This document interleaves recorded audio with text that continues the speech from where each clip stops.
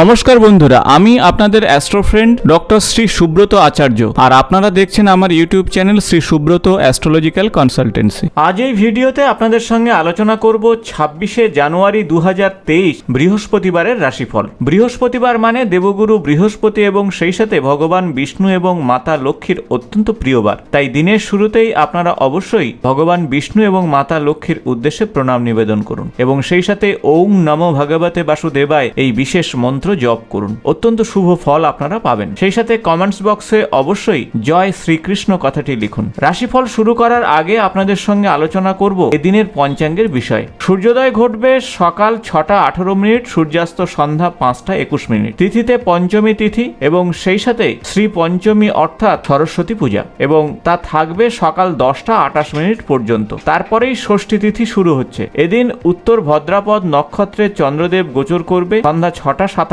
Minute পর্যন্ত, আর তারপরেই রেবতী নক্ষত্রে গোচরের পরিবর্তন ঘটাবে। শিব যোগ থাকছে এদিন বিকেল 3টে 29 মিনিট, তারপরেই সিদ্ধি যোগ শুরু হচ্ছে। চন্দ্রদেব নিতে পারেন। সন্তানের পড়াশোনা সংক্রান্ত বিষয়ে এদিন অপেক্ষাকৃত ভালো ফল আসবে। তাদের শরীর স্বাস্থ্যের বিষয়ে ভালো ফল আপনারা পাবেন। সার্বিক দিক থেকে দিনটি আপনাদের জন্য ভালো হচ্ছে। এদিন আপনারা হলুদ বর্ণ এবং সেই সাথে 3 সংখ্যা ব্যবহার করুন। মা সরস্বতীর উদ্দেশ্যে আপনারা কেশর মিশ্রিত ক্ষীরভোগ নিবেদন করলে অত্যন্ত শুভ ফল পাবেন।